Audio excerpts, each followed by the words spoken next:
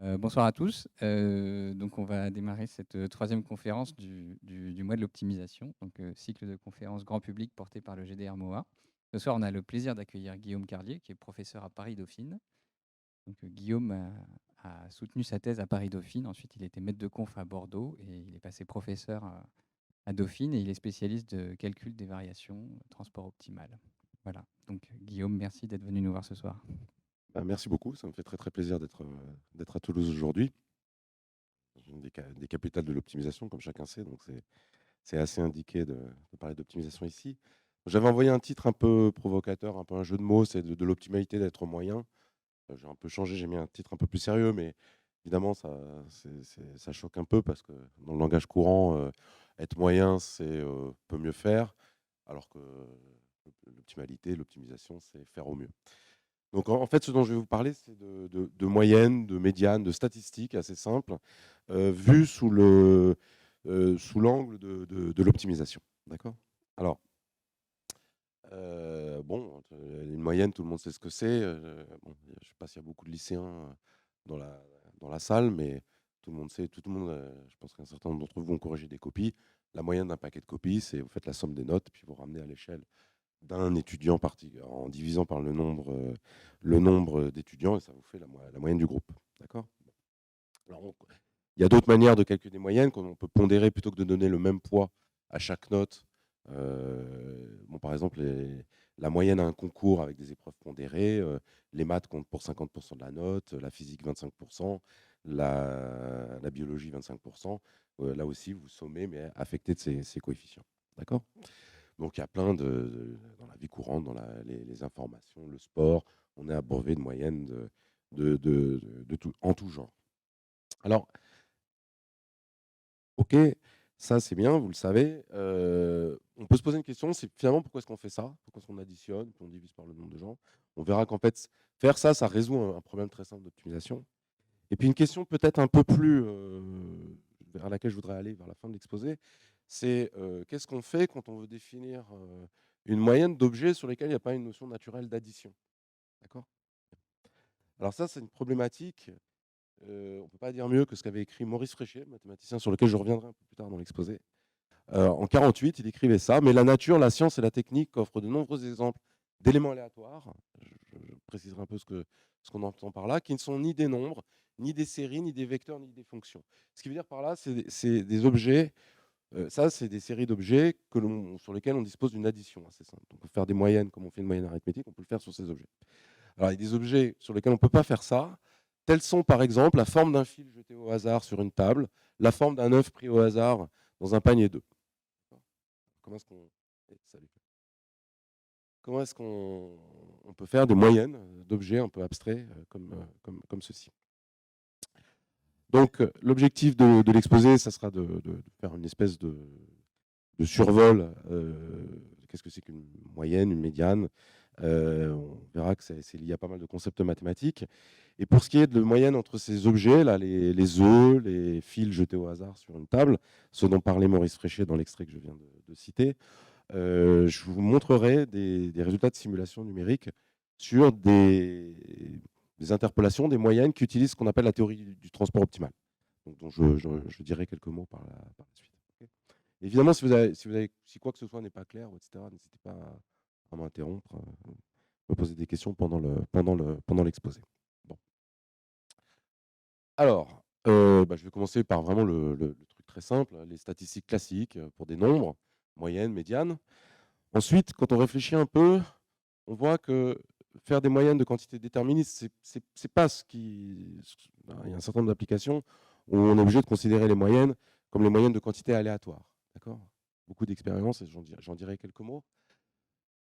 Je dirais aussi quelques mots des moyennes et médianes dans des espaces de dimension plus grande, le plan, l'espace à 3 dimensions, un espace euclidien de dimension plus grande. On verra que c'est lié à des notions de convexité. Et ensuite, je parlerai de la notion de barycentre ou de moyenne, ça serait un peu synonyme, dans des espaces qui ont de la géométrie, des espaces courbés, pensez une sphère, des choses comme ça. Je parlerai ensuite du transport optimal et je vous montrerai ensuite quelques résultats de barycentre ou de moyenne obtenus par le transport optimal. Et j'espère, si je ne me suis pas pris trop mal, que ça fera un peu écho au petit extrait de l'article de Maurice Fréchet en 48. Okay. Bon, alors, la moyenne de... Donc, vous avez ce que je vais appeler un échantillon, x1, xn, c'est des nombres réels. Donc, pensez, n, c'est le nombre d'étudiants dans une classe, x1, xn, c'est leur note à l'épreuve de maths qu'il y a eu mardi dernier. Bon, voilà. Et la moyenne arithmétique la plus simple, c'est donc faire la somme et diviser par n. Okay, bon.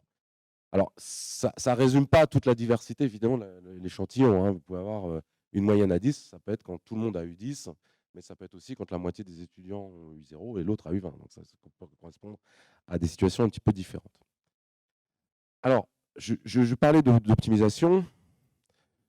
Et là, j'ai dit que la moyenne ne traduit qu'imparfaitement la variabilité dans l'échantillon.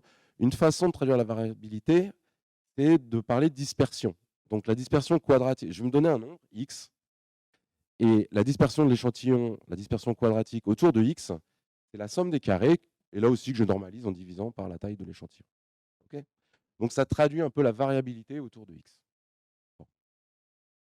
Alors, le truc très simple, c'est que la moyenne, c'est le point qui minimise la dispersion. C'est juste un calcul. Il n'y a même pas d'ailleurs besoin de faire une théorie de l'optimisation.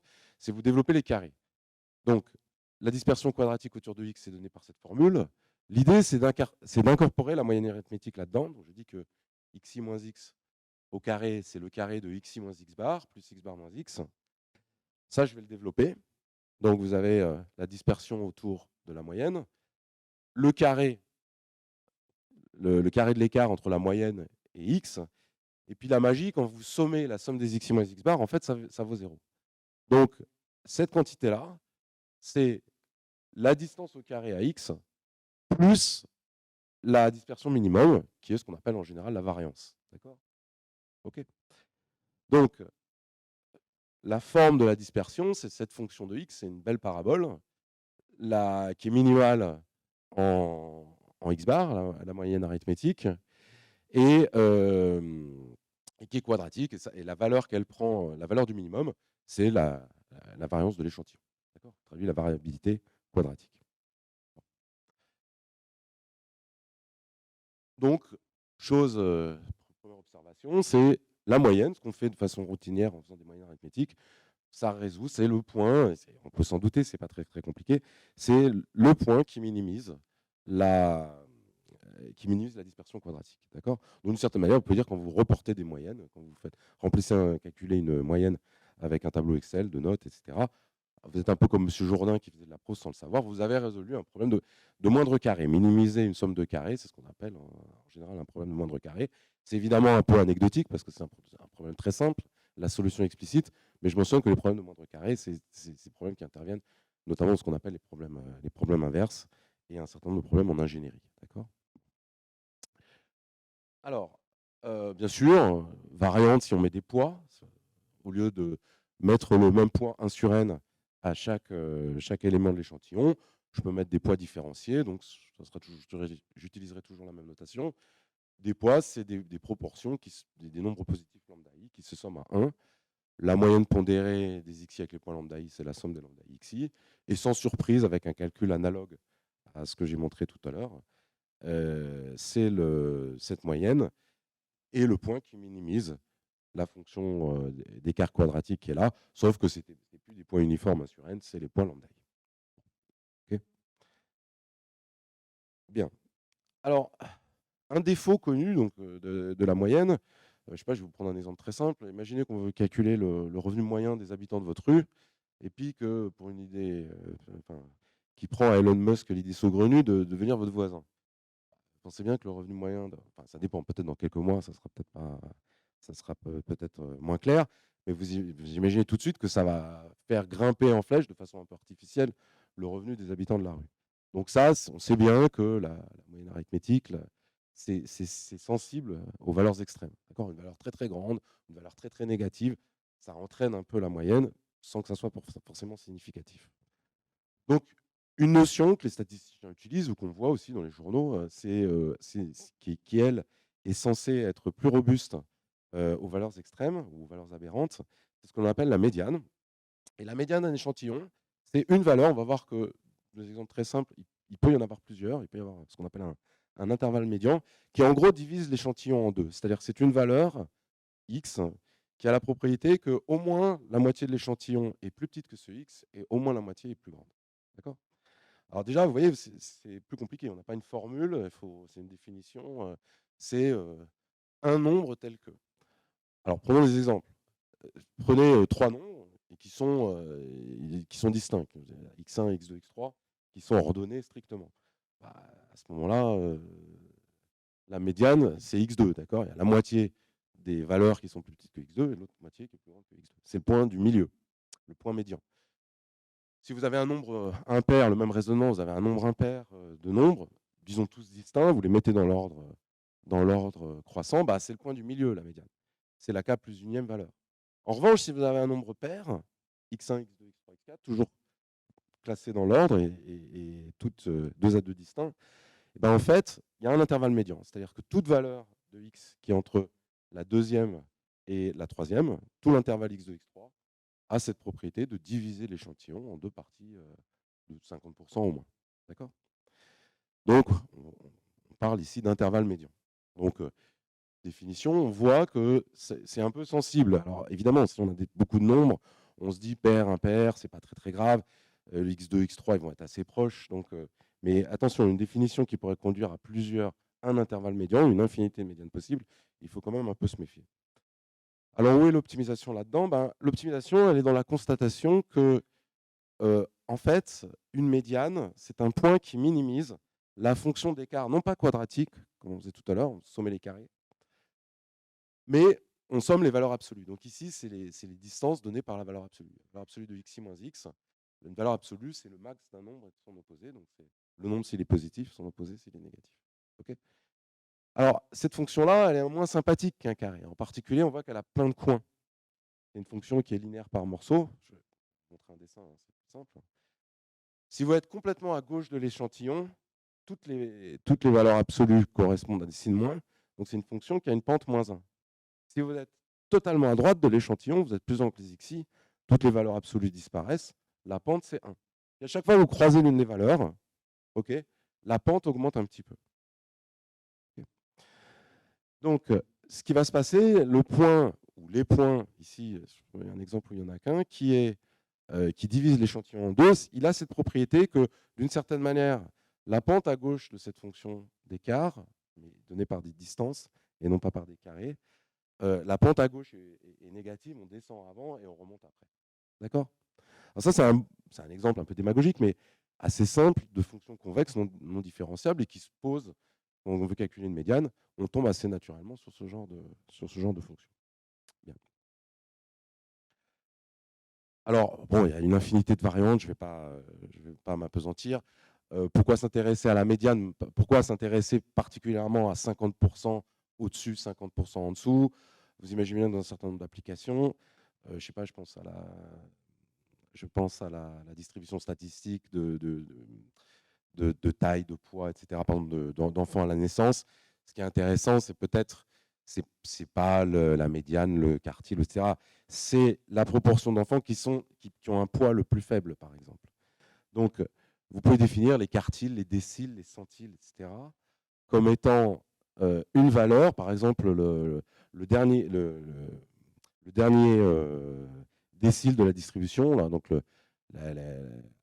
à niveau 90%, c'est une valeur qui a 10% de chance d'être dépassée au moins et 90% de chance d'être en dessous. Il y a 90% de l'échantillon qui est en dessous et 10% qui est au-dessus. Alors en fait, c'est le même principe. On peut obtenir ça par minimisation. Et ce qu'on fait, vous voyez, la valeur absolue, c'est un côté un peu spécial. Non, c'est pas ça. La valeur absolue, c'est un côté un peu spécial. C'est le max de y et de moins y. Vous mettez la même pente à gauche et à droite. Enfin, rien n'empêche de mettre une pente différente à gauche et à droite. Et donc, en particulier, si vous faites ça, si vous faites cela, par exemple, vous mettez une pente 0,1 du côté des négatifs et une pente 0,9 du côté des négatifs, vous allez obtenir un point qui maximise cette somme. Ça va être un décile, d'accord, le dernier décile de l'échantillon. Bien. OK. Alors, bon, évidemment, c'est tentant, et je ne vais pas vous infliger ça, de se dire qu'il y a un schéma général, plutôt que de minimiser la somme des écarts au carré, la somme des valeurs absolues, on peut prendre les valeurs absolues avec une certaine puissance P, Quand P égale 1, on tombe sur la médiane. Quand P égale 2, on tombe sur la moyenne. Et puis, il y en a d'autres. D'accord. On peut aussi s'amuser, puisqu'on a vu que la moyenne arithmétique minimisait l'écart quadratique, à faire des changements de variables. Alors, ne pas faire la moyenne arithmétique, mais faire la moyenne arithmétique de puissance. Imaginez que les xi sont positifs. Vous prenez des puissances, il peut avoir une quantité, disons, homogène, on reprend l'inverse de cette puissance à l'extérieur. Okay. Donc vous avez toute une famille de statistiques comme ceci qui sont intéressantes. Vous pouvez avoir un exposant Q qui est négatif. Ce n'est pas très difficile de montrer que cette quantité elle est croissante par rapport à Q. Si vous envoyez Q à moins l'infini, c'est le minimum de l'échantillon. Si vous l'envoyez à plus l'infini, c'est le maximum. Près de 0, c'est ce qu'on appelle la moyenne géométrique. Donc vous faites le produit, vous prenez la racine énième du produit. Et puis évidemment, pour Q égale 1, vous retombez sur la moyenne arithmétique. D'accord. Bien. Alors, là, c'était une situation assez simple dans laquelle je ne me suis pas tellement posé de questions à interroger sur ce qu'étaient les xi. Je dis, c'est des notes, ça y est, le contrôle de maths a eu lieu, j'ai les copies, je les évalue et les notes, c'est les xi, les notes de l'étudiant I, c'est xi. Et j'en calcule la moyenne. En réalité, je discutais tout à l'heure avec Jérôme et Edouard, pensez que vous voulez calculer le temps moyen de parcours en métro à Paris pour aller d'un endroit à un autre. Bah, on ne peut pas dire que c'est une quantité déterministe. Ça va dépendre de plein de choses. En fait, c'est quelque chose qu'on doit voir comme étant dépendant d'aléas, de choses qu'on ne peut pas prévoir à l'avance. Imaginez, vous voulez calculer la température moyenne dans une région sur une période de temps. Vous allez faire de mesures. Elles sont entachées d'erreurs. D'accord. Il y a de l'aléa. Imaginez que vous vouliez calculer le temps moyen d'attente dans un magasin, dans un supermarché ou un standard téléphonique. Bah, ça, a priori, c'est aléatoire. Ça, vous l'avez tous vécu au supermarché. Vous venez exactement au même moment, etc., de la semaine. La caissière a un petit problème avec la caisse. Il y a une dame un petit peu âgée qui met du temps à compter ses pièces, ses bons de réduction et tout. Ça va prendre un temps fou. Si vous avez plus de chance, vous repassez un autre jour. Ça passe comme une lettre à la poste. Il n'y a pas grand monde. Mais à l'avance, le mieux, c'est de percevoir cela comme des quantités aléatoires. Donc, une quantité aléatoire, pour moi, ce que je vais appeler une variable aléatoire, même si c'est un peu caricatural, c'est une grandeur numérique. Donc ici, je suis toujours, c'est des nombres qui n'est pas connu avec certitude, mais qu'on décrit par une loi de probabilité. D'accord. Donc la loi de probabilité d'une variable x, ça va être une mesure de probabilité, mx, et mx d'un ensemble, ça va être la probabilité que x vive dans cet ensemble. Donc mx d'un intervalle AB, c'est la probabilité que x prenne ses valeurs entre A et B. OK. Bien. Alors, bon, pour ceux qui ont fait des probas, c'est trivial. Pour ceux qui n'en ont pas fait, je vous demande un peu de... Enfin bon, on peut imaginer ce que c'est qu'une loi de probabilité. Alors, l'exemple, le cas déterministe, par exemple, une quantité qui est constante égale à une certaine valeur A, c'est un cas particulier de variable aléatoire, sauf que c'est rien d'aléatoire. Et la loi de proba, ça vaut 1. Si mx de A vaut 1 si A contient petit a, la valeur de la fonction est 0 sinon. Ce qu'on appelle la loi de Dirac. Si vous prenez un nombre fini de valeurs distinctes avec des probabilités PI, la probabilité d'un ensemble, c'est vous sommez sur les PI qui correspondent des xi qui sont dans cet ensemble. D'accord. Donc c'est donné par cette formule.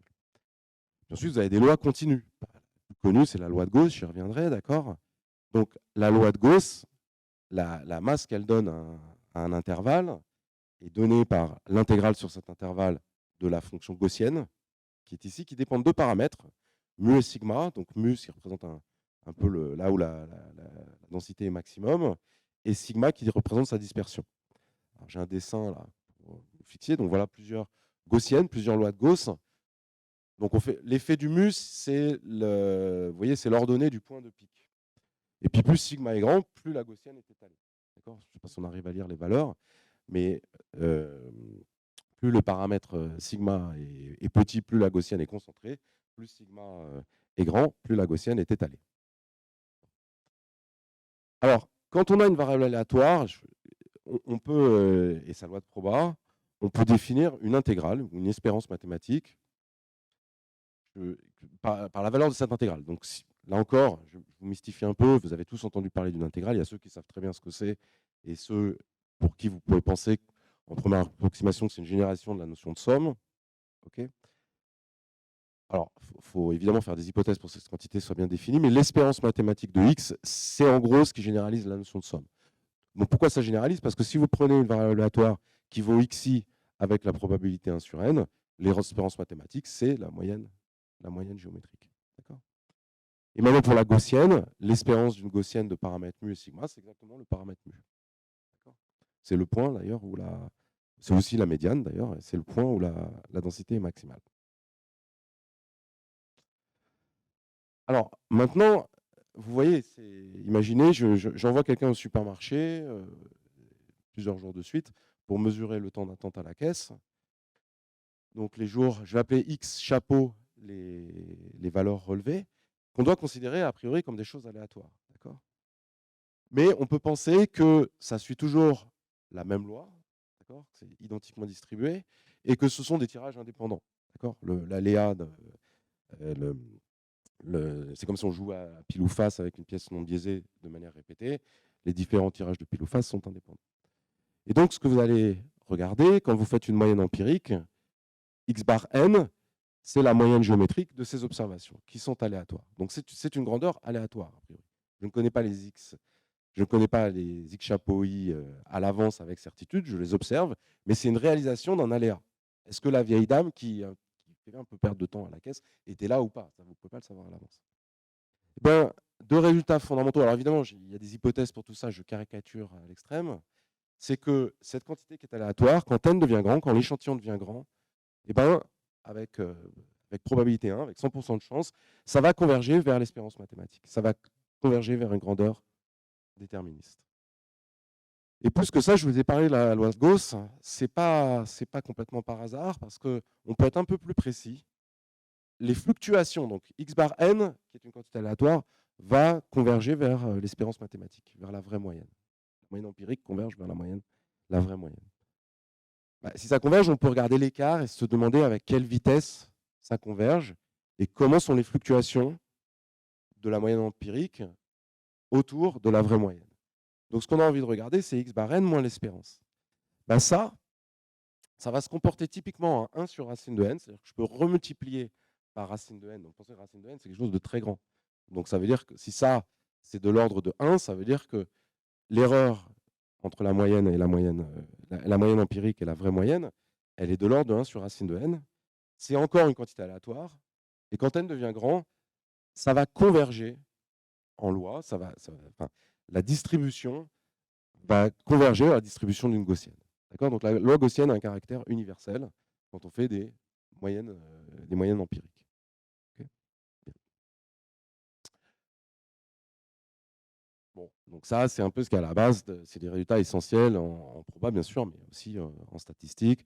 Dans ce qu'on appelle les méthodes de Monte-Carlo. Les méthodes de Monte-Carlo, c'est pour calculer l'intégrale ou calculer simplement l'aire d'un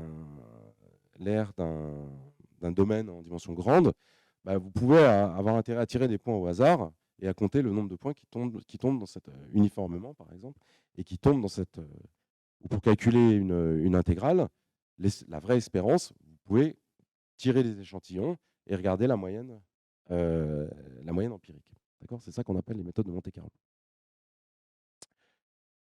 Alors, bien sûr, est-ce que je l'ai dit? Je ne sais plus.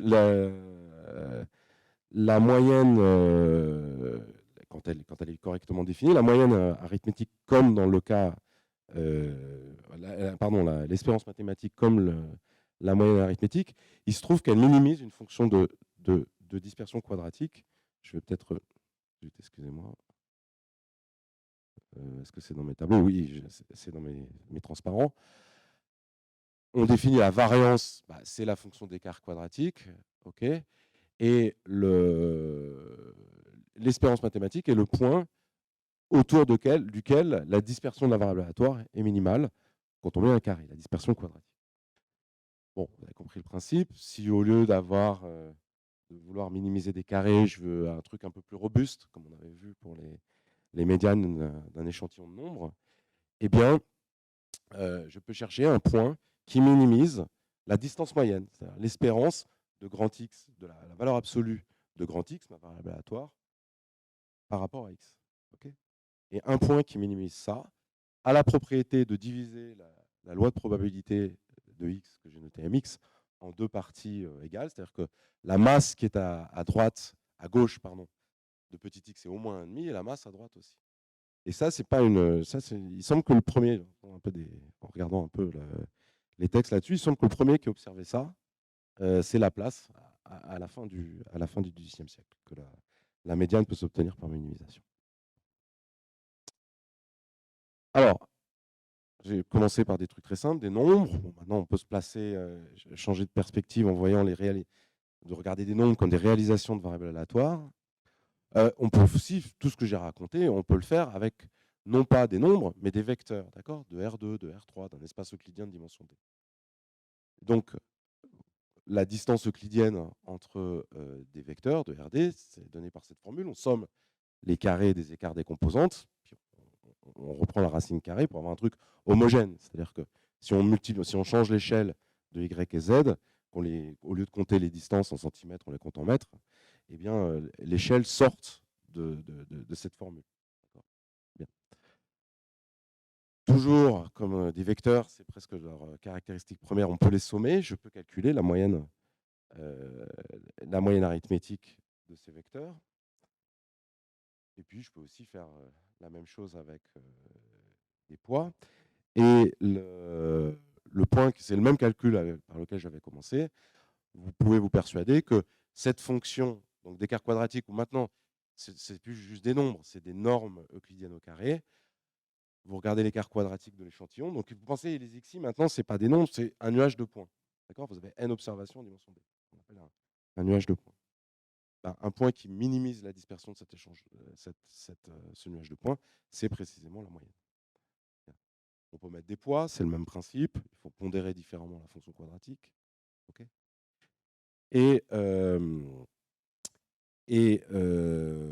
en général, c'est un point de vocabulaire.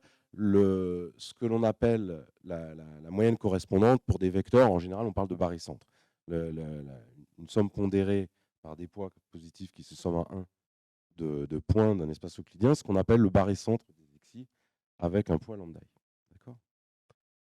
Alors, la notion de barycentre, c'est lié à une notion qui est assez clé en optimisation aussi dans d'autres domaines, qui est la notion de convexité. D'accord.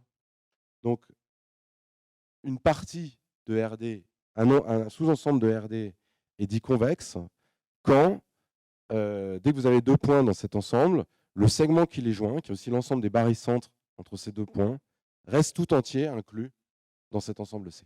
D'accord. Donc voilà un ensemble convexe. Vous voyez qu'on imagine bien que dès qu'on prend deux points dans cet ensemble, le segment qui les joint reste tout entier inclus dedans, tandis que cet ensemble n'est pas convexe. Vous avez x de part et d'autre de cette espèce de partie rentrante de l'ensemble, et la ligne droite qui les joint, l'ensemble des barycentres de x et y, sort de l'ensemble. Alors, bon,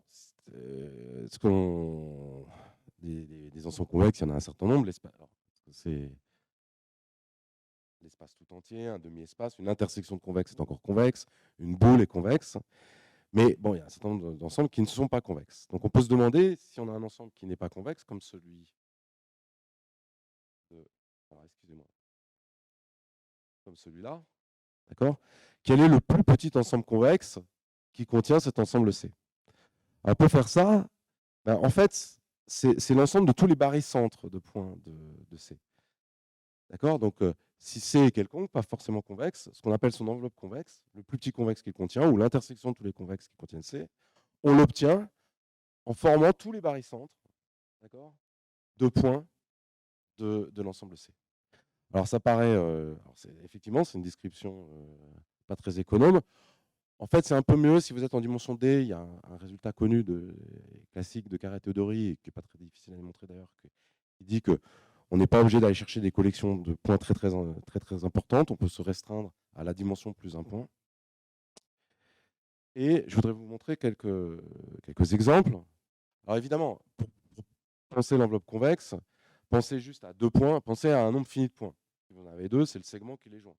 Si vous en avez trois, c'est le triangle, trois en position générale, donc pas aligné, c'est le triangle dont ces trois points sont les sommets. Si vous avez 1 million de points en dimension 1000, vous voyez bien que ça va être compliqué de calculer l'enveloppe convexe, tous les barycentres. Il va falloir avoir un peu des méthodes. Je donne encore un exemple où ça va à peu près, ce qu'on appelle un stade. Vous prenez deux boules, vous voyez, de même rayon. Regardez la réunion de ces deux boules. L'enveloppe convexe, c'est ce truc qu'on appelle un stade. La forme d'un stade. D'accord ? Stade d'athlétisme, c'est cette forme-là. Bon, voilà des exemples où tout est explicite. Mais en général, même pour un nuage de points, on a besoin d'algorithmes pour calculer l'enveloppe convexe. L'ensemble de tous les barycentres. On ne va pas les calculer un peu au petit bonheur de la chance. Il faut des méthodes.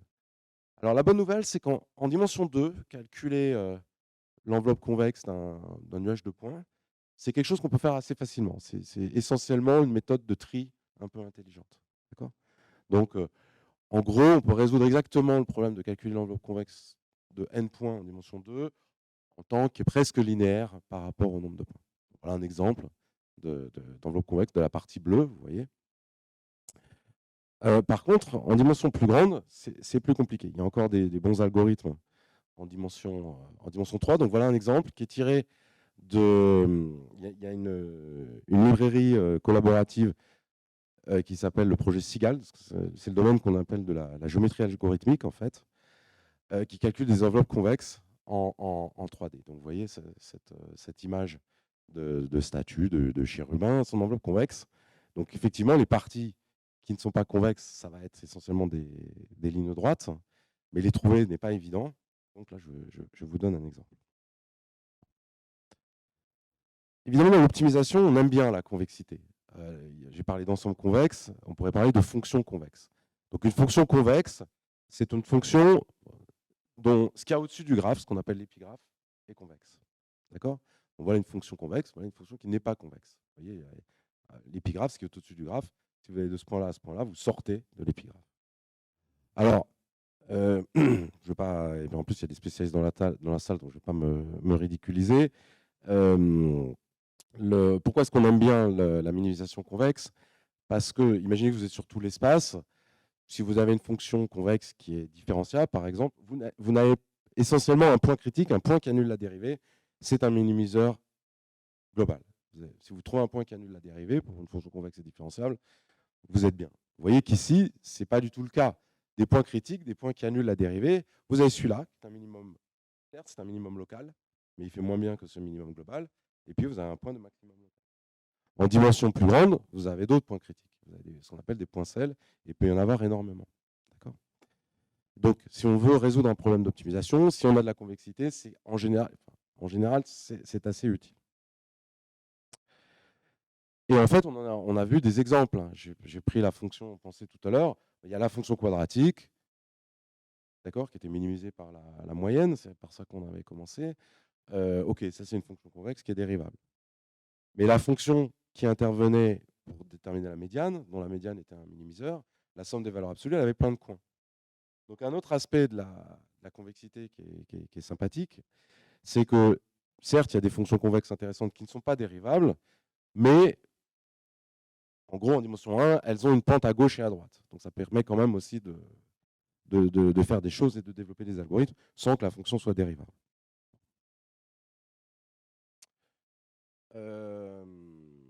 OK, alors, j'ai parlé de minimisation de moyenne, de minimisation de carré, ça donne la notion de moyenne ou de barycentre. Évidemment, je peux faire la même chose dans un espace euclidien à plusieurs dimensions que l'analogue de la médiane, c'est-à-dire au lieu de minimiser la somme des carrés, je minimise la somme des distances. Alors ça, c'est un problème ancien, c'est peut-être pas mal d'en parler à Toulouse, parce que c'est un problème qui avait été introduit en particulier par Fermat. Alors, il ne porte pas de nom parce qu'il est périodiquement redécouvert, étendu à des cadres plus généraux, donc on lui associe, pour faire un peu plaisir à tout le monde, les trois noms auxquels on l'associe, c'est Torricelli, Fermat et Weber. Weber qui est un économiste. Et ça, c'est typiquement un problème de minimisation convexe, mais pas dérivable. Une norme, ça a une distance, ça a un coin en x. Près de x, une distance, ça présente, ça présente une non-différentiabilité. Donc ça, c'est un problème aussi, c'est une interprétation en économie urbaine ou ce genre de choses, où on pensait que les xi, c'est là où habitent les positions C'est des petits villages, par exemple. Vous décidez d'installer une fontaine qui soit proche de tout le monde en même temps. D'accord ? Bah, un choix raisonnable du point où on met la fontaine, c'est un point qui minimise la somme des distances parcourues par tout le monde pour aller à la fontaine. D'accord ? Alors, on avait vu que la médiane, c'était moins sensible aux valeurs extrêmes. Le point de Fermat-Weber, il a aussi cette propriété-là. Vous voyez un échantillon, donc les points bleus clairs, c'est les points dont je vais chercher une médiane. Ok. La moyenne, c'est le la moyenne, c'est le point bleu. Donc, vous voyez, il y a, la plupart des points sont par là. Il y a quelques points qui sont un peu dont les distances, disons, qui sont un peu plus loin, des valeurs un peu extrêmes. Vous voyez que la moyenne arithmétique est un peu sensible à ça. Elle est un peu tirée vers la droite, les points qui sont de ce côté-là, de l'échantillon. Tandis que le point de Fermat-Weber, il est là, d'accord ? Il est un peu plus central. Que ces points-là soient très loin, vous voyez, ou si je les rapprochais un tout petit peu, ça ne changerait pas. Ça ne changerait pas le point de Fermat-Weber. Okay. Alors, ok, tout ça c'est bien, mais ça suffit encore pas. Parce que si on y réfléchit un peu, tout ce qu'on a vu jusqu'à maintenant, c'était très spécifique.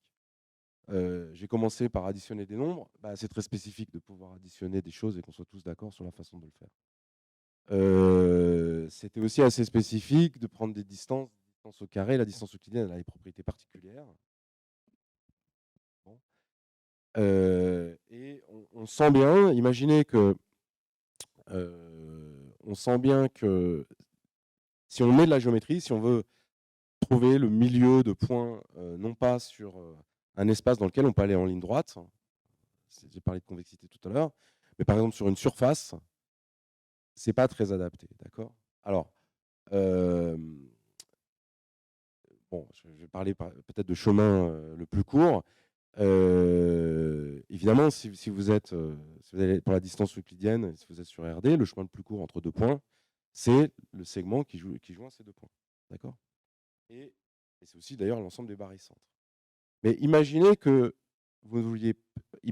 ces points, vous cherchez un chemin le plus court entre deux points sur une surface et que le cahier des charges, c'est de rester sur la surface. D'accord ?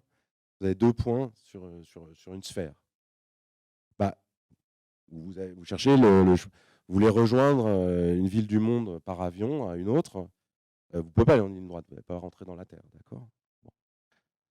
Donc, le chemin le plus court sur un cercle ou le milieu de deux points, c'est-à-dire un point qui minimiserait la somme des distances au carré et une bonne distance sur le cercle, ce n'est pas la distance euclidienne, c'est la distance de l'arc sur une surface, si vous voulez. Oui, je n'ai pas été clair. Sur une surface, une façon de mesurer une distance, c'est de regarder entre deux points. Faites un peu une expérience. Vous tracez toutes les courbes qui joignent ces deux points sur cette surface. Imaginez que vous puissiez le faire. Vous faites ça avec un fil. Vous dépliez le fil. Vous mesurez la longueur du fil. Ça vous fait la longueur d'un chemin. Et la longueur entre deux points, c'est le minimum sur tous les chemins possibles de cette longueur. D'accord ? Bah oui. S'il y avait un chemin plus court, on aurait tendance à le prendre plus spontanément. D'accord ? Alors, pour penser au cas du cercle, si vous faites ça, quels sont les chemins les plus... Je vais peut-être j'aurais dû faire un dessin. Pensez à deux points sur le cercle. Pensez que, en fait, deux points sur le cercle, si vous ne faites pas plusieurs tours, pensez à deux points distincts sur un cercle. Combien y a-t-il de chemins raisonnables qui joignent ces deux points ? Il y en a deux. Bon. En général, sauf si les points sont diamétralement opposés, il y en a un qui est plus court que l'autre. Bon, ça va vous donner la distance. Ça, c'est assez simple. Maintenant, sur une sphère en dimension 3. Sur une sphère en dimension 3, c'est un petit peu plus compliqué. Si vous avez les points, donc généralement, il y a un chemin le plus court, mais si vous avez le pôle nord et le pôle sud, vous avez tous les grands arcs de cercle qui sont des chemins minimisants, des chemins les plus courts, ce qu'on appelle une géodésique. Okay. Si vous pensez en termes de milieu, tout l'équateur, d'accord ? Donc un milieu, c'est un point qui minimise la somme des distances au carré au pôle nord et au pôle sud. Tous les points de l'équateur sont des minimiseurs. Okay. Donc on voit quand même en introduisant un petit peu de géométrie très simple, il faut remettre en question tout ce qu'on a vu, complètement. Alors, pour penser aussi, donc faut penser de manière non euclidienne. Il y a d'ailleurs plein de manières de penser de manière non euclidienne dans les applications. Si vous pensez, toujours, je beaucoup cité Fermat là, ici à Toulouse, le principe de Fermat en optique vous dit que si la lumière, les rayons lumineux, s'ils passent par 2 points, ils vont suivre d'une certaine manière le chemin le plus court entre ces 2 points, mais le plus court en tenant compte de l'indice optique du milieu. C'est-à-dire si l'indice change, ça peut changer. La ligne droite ne sera plus optimale. D'accord. Bon. Pensez à un exemple encore plus concret. Si je donne rendez-vous à Édouard, on est sur un plan dans le désert, je suis en A, toi tu es en B, et je te dis viens me rejoindre, il y a un truc super, je ne sais pas quoi, une buvette. Dans le désert, tu vas me rejoindre en ligne droite. Mais si vous êtes dans une grande ville genre Manhattan, qui est quadrillée d'avenues sud-nord et de rues est-ouest, ou l'inverse, hein, ben, vous n'allez pas aller en ligne droite, vous ne pouvez pas, c'est des blocs. Donc, vous, vous allez aller vers l'est ou vers l'ouest, le nord et le sud pour me rejoindre. Donc, ça, c'est typiquement la distance qui est adaptée à ça, ce qu'on appelle la métrique de Manhattan. Ce n'est pas la distance euclidienne. Donc, on peut avoir, de façon assez naturelle, intérêt à considérer d'autres distances. Et là revient Maurice Fréchet. Donc, là, j'ai trouvé une photo, j'ai piqué une photo sur Wikipédia. J'avais commencé avec une situation de Fréchet au début de l'exposé. Et je voudrais revenir un peu sur lui parce que c'est vraiment quelqu'un qui a eu d'abord, c'est un mathématicien très prolifique. Vous voyez, c'est un mathématicien qui a eu une grande longévité. Il est mort à 95 ans, mais il a aussi été très actif très longtemps. Il a publié jusque dans les années 60, fin des années 60. Donc, bien après sa retraite, Maurice Fréchet a continué à produire. Alors, bon, Maurice Fréchet il est rentré à l'école normale supérieure en 1900. Il a fait une thèse avec Hadamard. Il a eu une carrière assez. Il a eu des contributions à l'analyse fonctionnelle. Beaucoup des espaces vectoriels topologiques portent son nom. Il y a une notion de différenciabilité qui porte son nom. C'était aussi un voyageur infatigable. C'est quelqu'un qui, entre les deux guerres, s'est rendu en Union soviétique où il a rencontré Kolmogorov, la crème des mathématiciens. Et c'était des mathématiciens russes de l'époque, ce qui n'était pas très, très courant. Et puis, il part à la retraite en 1948, donc déjà 70 ans, et il ne s'arrête pas là. En fait, à ce moment-là, déjà, disons, entre deux guerres, le sujet qui intéressait Fréchet, c'était déjà les probabilités, ce qu'on appelle aujourd'hui la théorie des chaînes de Markov. Mais après la guerre, il s'est mis vraiment à s'intéresser, à rentrer dans le débat public sur des questions de statistiques. Il interpelle un peu parce que bon, c'est la reconstruction, c'est le moment où on est vraiment abreuvé de statistiques. On vous dit la production a augmenté, c'est bien, on est sur la bonne pente, l'espérance de vie augmente, la natalité se porte bien, c'est les 30 glorieuses, tout ça. Donc, et Fréchet dit mais attention, telle statistique, vous l'utilisez mal. Et il y va franco, il l'écrit noir sur blanc, il dit vous faites une erreur de raisonnement. Enfin bon, c'est quelqu'un qui, jusqu'au bout de sa vie, sera rentré dans le débat public, en plus de sa production scientifique. Alors, Maurice Fréchet, en fait, ça a été une surprise pour moi quand j'ai préparé l'exposé. C'est lui qui formalise, tel qu'on l'enseigne aujourd'hui aux étudiants, la notion de distance. C'est dans sa thèse, en 1906. Une distance sur un ensemble, donc une façon de mesurer la proximité entre les points, d'accord. L'axiomatique, c'est ça prend 2 points, ça vous renvoie un nombre, plus il est grand, plus les points sont distants, c'est D. Ça doit être symétrique, la distance entre x, y, c'est la distance de y à x. Ça doit séparer les points, c'est-à-dire que d de x, y, quand est-ce que c'est nul? Exactement quand y égale x. Dès qu'on se déplace, ça coûte une distance positive. Et puis, ça vérifie l'inégalité triangulaire. Ça, la distance pour aller de x à y, vous pouvez toujours passer par un point intermédiaire z. Et la distance de x à y, c'est plus petit que la distance de x à z plus la distance de z à y. D'accord. La distance de Paris à Marseille, c'est plus petit que la distance de Paris à Lyon, plus la distance de Lyon à Marseille. OK. Et donc ça, je pensais que ça existait depuis bien plus longtemps que ça, mais en fait... Et Fréchet, dans son article de 48, il dit, voilà, dans un espace sur lequel on a une distance, allons-y, on a vu que la moyenne, dans les cas raisonnables, on sait tout, on le fait de manière routinière, on calcule des moyennes comme Monsieur Jourdain faisait de la prose, c'est-à-dire sans le savoir. Enfin, on résout un problème d'optimisation sans le savoir. Le problème d'optimisation, maintenant, on le sait. Vous avez des points xi, vous voulez trouver une moyenne, c'est-à-dire un point qui est, si possible, proche d'un peu tous. Et proche d'un peu tous, c'est en minimisant cette somme pondérée de distance au carré. Okay. On peut aussi généraliser le problème de médiane, de Fermat-Weber, au lieu de mettre un carré, de mettre la distance. On pourrait mettre une autre puissance de la distance. Okay. Alors évidemment, c'est compliqué. Dans les exemples simples que je vous ai montrés tout à l'heure, en fait, la convexité joue un rôle clé. D'accord, c'est des problèmes convexes et en fait, les solutions sont quasiment explicites. Dans un espace métrique, c'est compliqué. Il peut y avoir, d'abord, il n'y a pas unicité. Pensez au pôle nord, au pôle sud. Si je définis les moyennes de Fréchet, le milieu de Fréchet du pôle nord et du pôle sud, c'est tout l'équateur. Donc on n'a plus d'unicité. Ça, c'est un petit peu embêtant. Ensuite, on n'a pas de convexité dans le problème. Et ensuite, il y a un autre aspect qui est, donc en général, c'est génial la définition de Fréchet, mais vous voyez bien que sans faire d'hypothèse, sans avoir de structure, en général, c'est des objets sur lesquels on ne peut pas dire grand-chose. Notamment, c'est difficile de les calculer. Il y a un autre truc qui est plus subtil, c'est que faire des sommes, vous voyez, imaginez un examen, il y a 5000 étudiants et il y a 100 correcteurs, chacun prend 50 copies. On calcule la moyenne, chacun calcule sa moyenne et puis on fait la moyenne à la fin. C'est le côté associatif des barycentres ou le côté associatif des moyennes. La moyenne d'un gros échantillon, vous pouvez l'écrire comme une moyenne d'échantillons plus petits. On peut diviser la tâche. Mais dans un espace métrique général, vous ne pouvez pas couper le problème en petits morceaux. Vous ne pouvez pas dire, oui, je regarde disons la moyenne de Fréchet de 3 points, je regarde d'abord le milieu, puis ensuite je vais vers le 3e point. Ça ne peut pas marcher.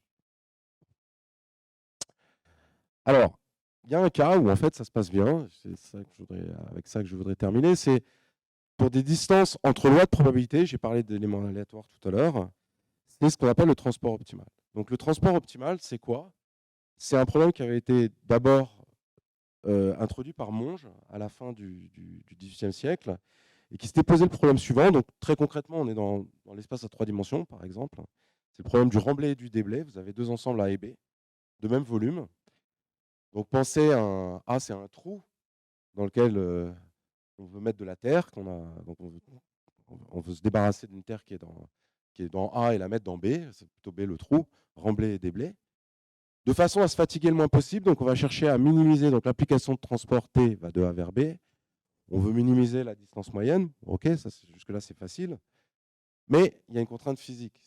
La contrainte physique, c'est la préservation de la mesure, la préservation du volume. Okay, imaginez que A soit une boule et que B soit une boule qui en est disjointe.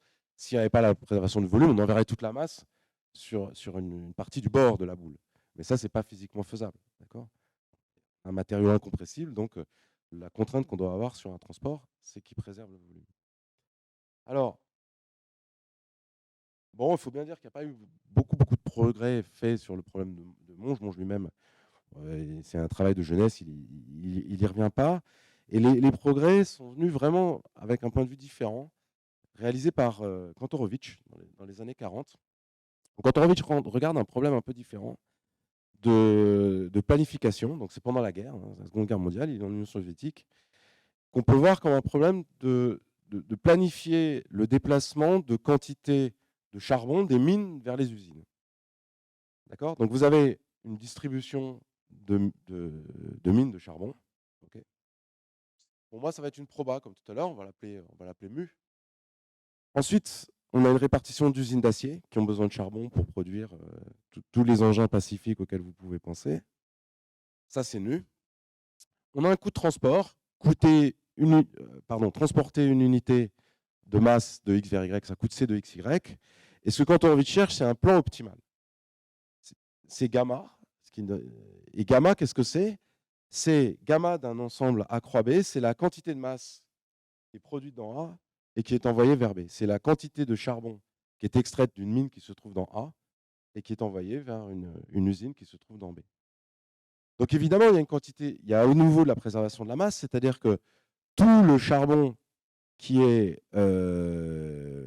extrait de A et qui est envoyé quelque part, c'est la production mu de A, c'est la quantité de charbon disponible dans A. Et toute la quantité qui est extraite quelque part et qui est envoyée dans B, c'est la quantité d'usine qui se trouve dans B. D'accord? Donc, c'est cette quantité-là. Alors, en fait, il y a un lien entre ces deux problèmes. C'est deux problèmes de transport optimal. Donc, je ne vais pas rentrer dans le détail. La différence, vous voyez, la différence dans le problème de Kantorowicz, Monge demandait que toute la masse qui est en X soit envoyée en T de X. C'est rigide. Toute la masse, on ne peut pas éparpiller la masse. Kantorowicz, qui est naturel du point de vue des usines, on peut bien envoyer du charbon extrait de la mine située en X dans plusieurs usines, qui relaxe d'une certaine manière le problème. Et alors, l'idée géniale de Kantorowicz, c'est qu'en fait, il découvre un outil absolument fondamental en optimisation qu'on appelle la dualité. C'est ici pour des problèmes de transport, qui sont des problèmes convexes, ou même des problèmes linéaires. Et en fait, bien plus tard, en 1976, il recevra, je pense que c'est le seul scientifique de l'époque soviétique qui aura eu le prix Nobel d'économie, pour sa contribution à l'allocation des ressources, et notamment ce point de vue dual. C'est-à-dire que ce problème dual que je ne vais pas détailler ici, en plus, il interprète ça comme un problème c'est une connotation économique assez forte, comme un principe de décentralisation par les prix, ce qui n'est pas forcément très très bien vu d'ailleurs par l'Union soviétique de l'époque. C'est-à-dire le problème planifié, on voit très bien, c'est l'État fait tout pour vous. Et le problème dual, c'est plutôt, on imagine, un secteur privé du transport qui maximiserait ses profits. Donc, ce n'est pas très orthodoxe. Mais il se rend compte, il démontre que c'est la même chose. Ce qu'il démontre aussi, c'est que quand on prend, pensez, je suis parti de distance, de minimisation de distance à certaines puissances, etc. Quand vous regardez le problème de transport optimal entre X et Y, mais en prenant comme coût une distance à la puissance P, évidemment, on remet toujours, pour que ce soit des quantités homogènes à la puissance 1 sur P, il se rend compte que ça, c'est une distance entre mesures de probabilité. C'est une distance qu'aujourd'hui les gens appellent de Wasserstein, mais qu'on devrait appeler de Kantorowicz, et qui s'avère très utile. C'est une distance entre mesures de probabilité ou entre lois de variables aléatoires, qui a beaucoup de bonnes propriétés et qui a été pas mal utilisée, notamment par l'école soviétique, à la suite des travaux de Kantorowicz. Alors l'histoire ne s'arrête pas là, parce que, par exemple, le cas du coût quadratique, et quand est-ce qu'il y a une solution à la manche, c'est-à-dire quand est-ce qu'une solution du problème de Kantorowicz consiste à envoyer toute la masse qui est en X à la même destination T de X. Ça, c'est un problème qui a été résolu pour le cas quadratique par Yann Brenier, mathématicien français à la fin des années 80, et qui a vraiment relancé le sujet. Qui a fait ça a été un boom, ça a suscité des centaines d'articles et beaucoup de livres. Je vais juste vous montrer deux médailles Fields récentes qui ont eu des contributions sur le transport optimal. Donc Cédric Villani, que vous reconnaissez peut-être parce qu'il est connu, et puis Alessio Figali, qui est un collègue italien, qui a eu la médaille Fields en 2018 pour ses travaux sur des équations de dérivées partielles, dont certaines sont très liées au transport optimal. Alors maintenant, en guise de conclusion, rassurez-vous, j'ai presque fini, je reviens au truc de Maurice Fréchet. Vous avez une distance, vous pouvez chercher un point typique, une moyenne, en minimisant la somme des distances au carré à cet ensemble. Puis on vient de voir ces distances de Wasserstein, qui ont des bonnes propriétés. En fait, on sait faire des calculs avec ça. Alors ça, vous mélangez les deux. C'est un jeu auquel on s'était amusé avec mon collègue Martial Haguet il y a plus de 10 ans.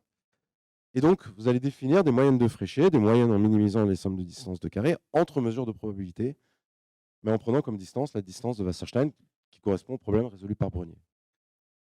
Alors voilà un exemple d'un calcul qui avait été fait par Marco Couturi et Arnaud Doucet. Marco Couturi a introduit un algorithme d'approximation du transport optimal qui a vraiment révolutionné le domaine computationnel du transport optimal. Alors ici, je ne sais pas si vous voyez, dans la première ligne, il y a tout un tas de zéros, et vous cherchez un zéro moyen. Alors, pourquoi est-ce qu'il y a 3 lignes ici? Parce que, j'ai dit, c'est un algorithme, il y a un paramètre d'approximation qui revient un petit peu à ajouter du bruit. Donc là, on résout le problème des barycentres, mais avec un fort niveau de bruit. Donc on voit la forme du haut, mais on ne voit pas le trou. Et quand on augmente la résolution, vous voyez, vous faites une moyenne Wasserstein de ces zéros, vous avez un zéro. Vous faites sur les autres chiffres, c'est à peu près. Donc vous respectez, vous voyez, ça a de la structure, par exemple, un 8. Il y a 2 trous. Bon. c'est pas évident de faire une interpolation qui préserve cette topologie. En fait, ce dont on s'est rendu compte, c'est que ces moyennes-là préservent d'une certaine manière la forme. Si vous prenez les moyennes de Wasserstein de deux gaussiennes, par exemple, ça va rester une gaussienne. De manière générale, de fonctions qui sont unimodales, donc qui montent, qui descendent, qui passent par un seul maximum, pardon, ça va rester le cas quand on fait des interpolations comme ça, des moyennes, en ce sens. Alors, je vais terminer. Ah oui, un autre exemple qui avait été traité par Arnaud et Marco, vous voyez, je fais une blague, mais pensez non pas aux œufs de Maurice Fréchet, mais à des omelettes. C'est des images d'omelettes. OK? Et vous voulez faire une moyenne qui ressemble à une omelette. Alors, vous voyez, si vous superposez, si vous faites une moyenne arithmétique bête et méchante, bah, vous allez on ne voit pas très bien, hein, mais vous allez superposer toutes ces omelettes. Pardon, ce n'est pas des omelettes, c'est des œufs sur le plat. Pardon? C'est des œufs au plat, pardon. Oui, alors vous mélangez les. Oui. Là, vous avez une omelette si vous faites une moyenne arithmétique classique. Mais si vous faites la moyenne Wasserstein, bah, vous obtenez quelque chose qui ressemble à une omelette. Alors, on peut s'amuser à faire des choses beaucoup plus sophistiquées. Plutôt que de regarder des objets qui se ressemblent et espérer faire une moyenne qui restera dans la classe de ces objets, on peut faire, et ça c'est toujours Marco Couturi, mais avec Gabriel Perret, il y a des exemples beaucoup plus sophistiqués. Ils ont écrit un livre il y a quelques années, en plus en transférant de la couleur d'image à l'autre. Donc vous voyez ici un anneau, une croix, un cœur. Là, vous avez deux composantes connexes, hein, ce n'est pas d'un seul tenant. Bon. Et ici, on a tous les barycentres, on fait varier les poids, donc tous les barycentres au sens du transport optimal entre ces formes. Pareil entre un chat, une étoile, une spirale et un trèfle, toujours en s'amusant aussi à transférer les couleurs. Donc voilà, en général, il n'y a pas de miracle. Le problème des moyennes de Fréchet, on aimerait bien savoir le résoudre. Il est compliqué, mais dans le cadre du transport optimal, ça a une assez bonne structure et ça donne des résultats qui sont, disons, en tout cas à l'œil nu, relativement satisfaisants. Okay, et bon, c'est marrant de voir que l'interpolation entre le chat et la spirale, vous voyez, le deuxième truc, on connaît encore un peu le chat, mais on a quand même fait un peu de misère. Voilà, donc je pense que c'est le moment de m'arrêter. Et je vous remercie.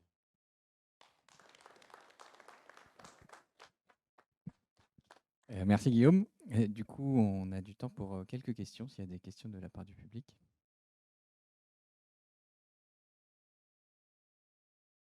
Attends, le micro.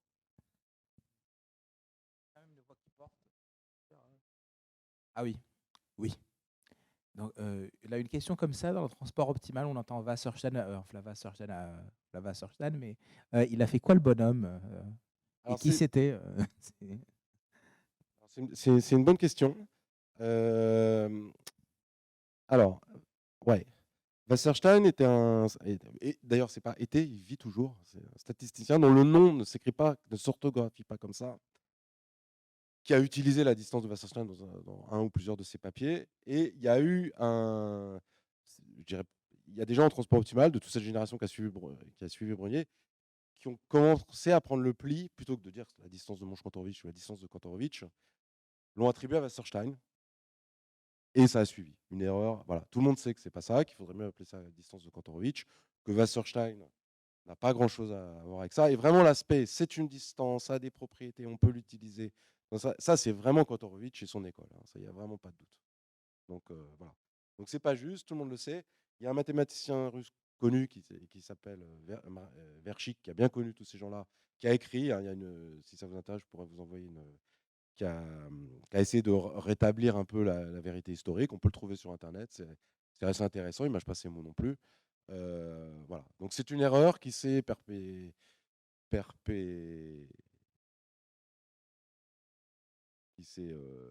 reproduite et que tout le monde continue à faire. Moi, ça m'arrive aussi. Tout en le truc sur les barycentres, on a mis Wasserstein dans le titre, on n'aurait pas dû, mais voilà, c'est devenu l'usage. Si on ne le faisait pas, les gens comprendraient pas de quoi on parle. Et donc, mais c'est une erreur historique, c'est clair. C'est clair. Voilà. Je voulais aussi réhabiliter un peu Fréchet parce qu'on l'a un peu oublié. C'est quand même quelqu'un qui avait été un sacré bonhomme, je pense. On a d'autres questions.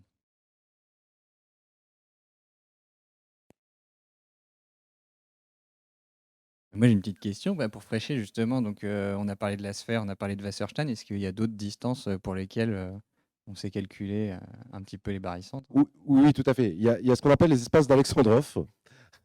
Oui, j'ai dit, ouais, il y a des bons espaces. Bon, il n'y a pas beaucoup d'applications, mais il y en a quelques-uns, notamment l'espace hyperbolique, où en fait, les distances au carré ont des bonnes propriétés de convexité sur certaines courbes. Ok. Précisément, l'espace de Wasserstein n'a pas cette propriété-là. D'accord. Ça marche pour d'autres raisons. Donc, c'est ce qu'on appelle les espaces 4-0, les espaces d'Alexandrov, pour lesquels, en fait, il y a des courbes sur lesquelles, donc, par exemple, ça va donner l'unicité, la stabilité, on peut faire des méthodes. Il y a des algorithmes, notamment un algorithme de Karcher, qui convergent sous certaines conditions, etc. Il y a des classes d'espaces métriques pour lesquelles ça se passe bien. Mais ce n'est pas le cas de l'espace de Wasserstein. Ça se passe bien pour d'autres raisons. Voilà, mais c'est une bonne question. Et c'est un domaine actif, la géométrie. Disons, est-ce qu'on peut faire des choses intéressantes en géométrie juste à partir de la notion de distance, de triangle géodésique, etc. etc. Et ouais, ça, c'est un domaine très fécond. Merci de la question. Mais c'est un vaste sujet. Hein. Est-ce qu'on a d'autres questions ou commentaires?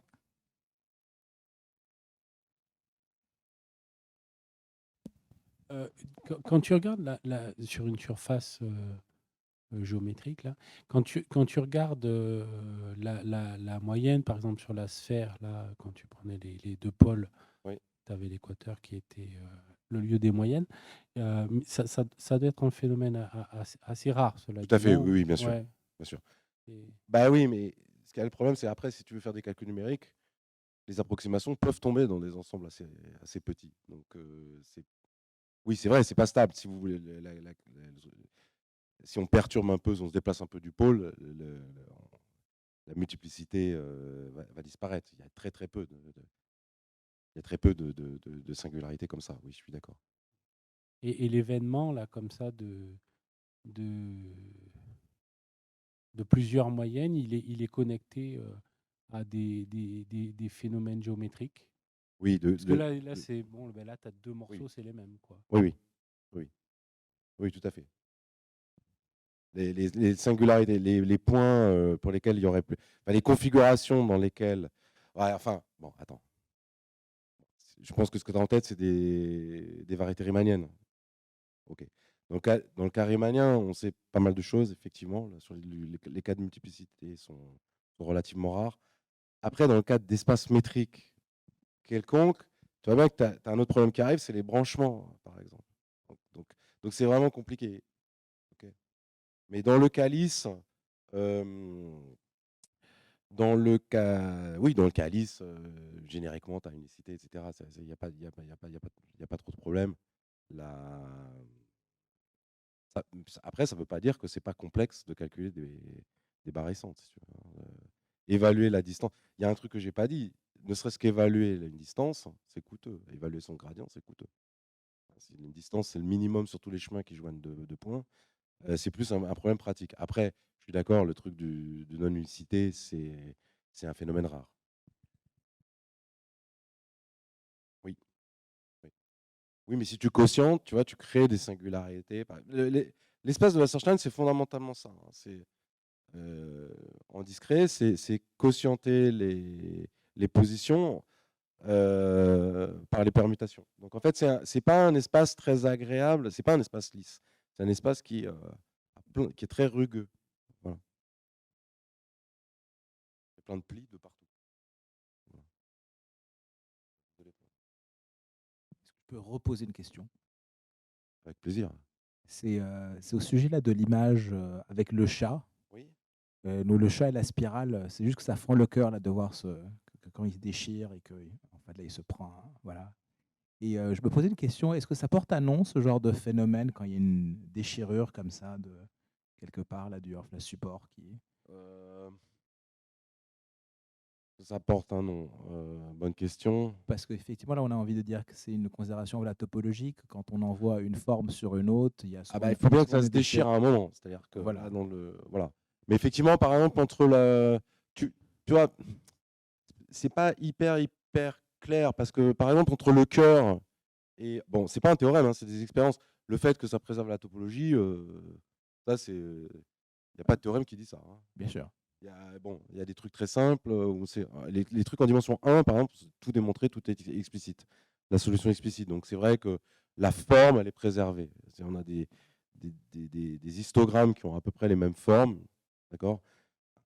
Ça va être vrai pour le barycentre. En plusieurs dimensions, c'est pas vrai. D'ailleurs, tu vois, entre le cœur et l'anneau, et la croix et l'anneau, on a l'impression que on continue à avoir la topologie de l'anneau plus longtemps qu'avec le cœur. Mais bon, voilà, c'est tout ce que je peux dire. C'est une question sûrement très intéressante, qui est d'ailleurs, donc merci de me l'avoir posée.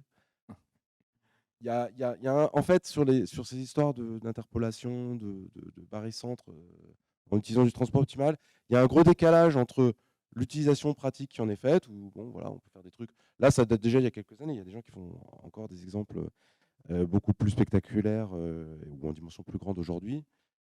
Donc il y a un décalage entre la pratique et ce qu'on sait démontrer théoriquement. Et le genre de questions que tu posais sur la topologie fait partie de ça, clairement. Parce qu'on pourrait dire effectivement que l'application de transport devient plus singulière quand les topologies sont différentes. Oui, mais ce n'est pas lié que à la topologie, c'est aussi lié à la convexité du support. C'est évidemment lié à la connexité, ça c'est clair. Si tu as des cibles déconnectées, il va bien falloir déchirer quelque chose, créer des discontinuités, mais c'est plus subtil. Et en fait, on ne sait pas très bien quelle est la régularité des barycentres. Mais ce n'est pas uniquement une question de connexité.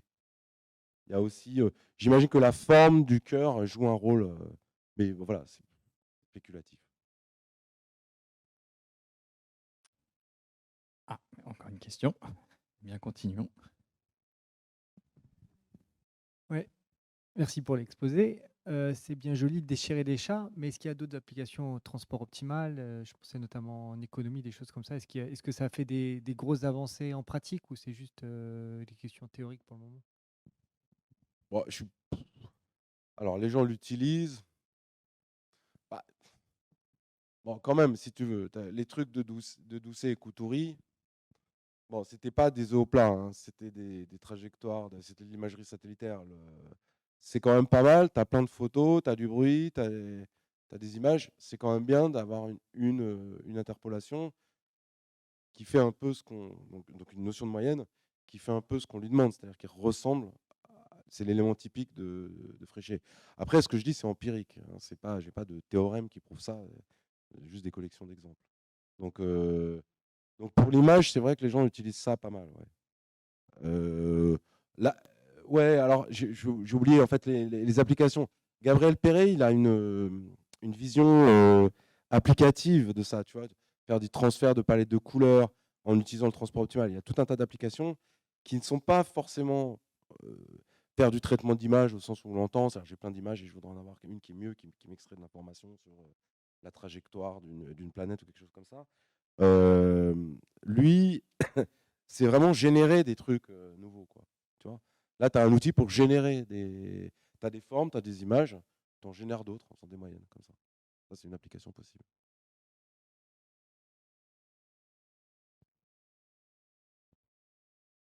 Merci. Du coup, je vous propose qu'on s'arrête là pour les questions. Remercie encore Guillaume pour son exposé.